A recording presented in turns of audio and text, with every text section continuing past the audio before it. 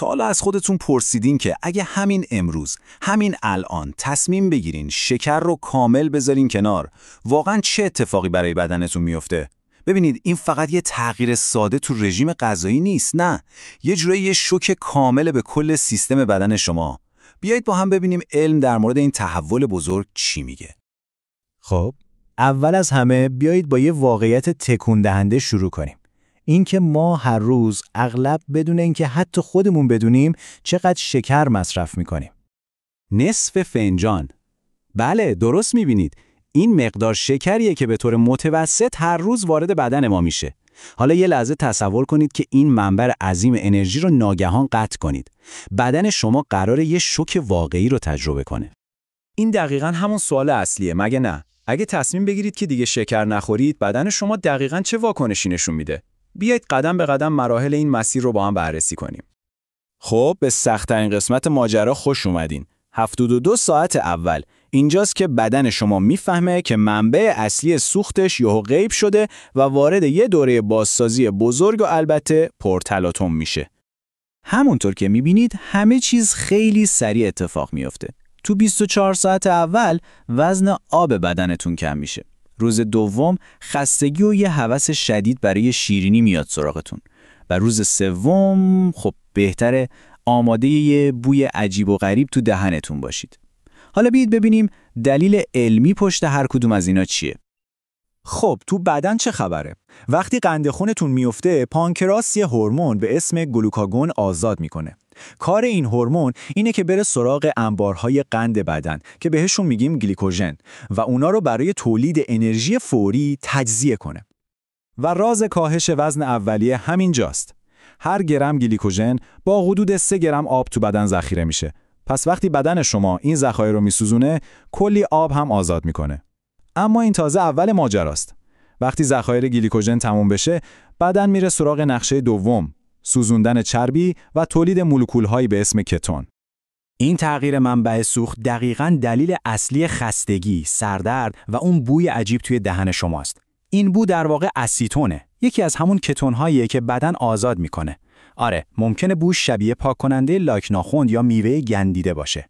این یه نشونه کاملاً فیزیکی و واقعیه که بدنتون وارد فاز چربی سوزی شده.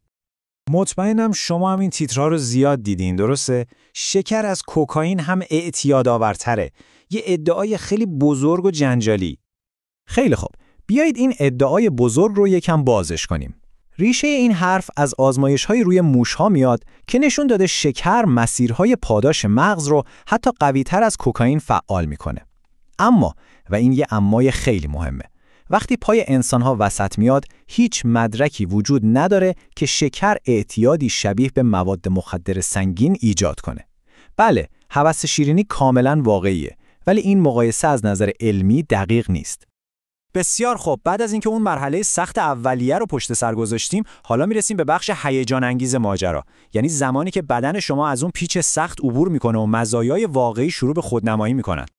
اینجا دقیقاً همون جاییه که پاداش‌ها شروع میشن. بدن شما شروع میکنه به کالیبره کردن خودش. فقط تو یه هفته جوانه‌های چشاییتون اونقدر حساس میشن که طعم طبیعی میوه‌ها براتون خیلی شیرین‌تر به نظر میاد. 6 هفته بعد هضمتون بهتر میشه و نفخ کمتری دارید. و حدود هفته دهم ممکنه با نگاه کردن تو آینه متوجه بشین که پوستتون شفافتر شده. و این مزایای گوارشی فوق‌العاده مهم هستن. چیزی حدود 10 تا 20% مردم از سندرم روده تحریک پذیر یا همون IBS رنج میبرن. تحقیقات نشون میده که کم کردن شکرهای تصفیه شده میتونه علائم رو به شکل چشمگیری بهتر کنه. خیلی شبیه به رژیم‌های تخصصی مثل لو فاد مپ که برای کاهش کربوهیدرات‌های قابل تخمیر طراحی شدن. و حالا میرسیم به تصویر بزرگتر، تحول بلند مدت و دستاوردهای مادام العمر این تصمیم.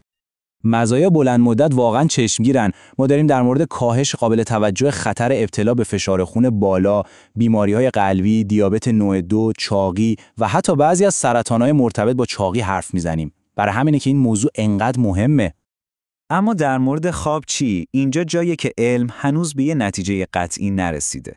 یه مطالعه بزرگ روی بیشتر از 53,000 زن نشون داد که رژیم غذایی کمقند با بیخوابی کمتر در ارتباطه. اما از اون طرف مطالعات دیگه این نتیجه رو تایید نکردن. پس هنوز جواب روشنی برای این سوال وجود نداره. خیلی خوب، اگه تصمیم گرفتین شکر رو ترک کنید، بهترین نقطه برای شروع کجاست؟ این نمودار جوابو بهمون میده. تقریباً نصف کل شکر افزوده‌ای که ما میخوریم، یعنی 46%، فقط از نوشیدنی‌های شیرین میاد. پس حذف کردن همین یه مورد بزرگترین قدمیه که میتونید بردارید. و یه خبر خوب هم هست. به نظر میاد مردم دارن آگاهتر میشن. تو آمریکا مصرف نوشابه تو دهه گذشته به طور پیوسته کم شده که این خودش یه روند خیلی مثبته. خب، فرض کنیم شما این سفر رو به پایان رسوندین و مزایاش رو هم حس کردین. اما تکلیف جایگزین‌ها چی میشه؟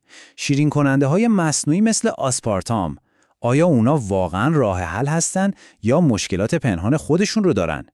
این دیگه سوالیه برای یه بررسی دیگه.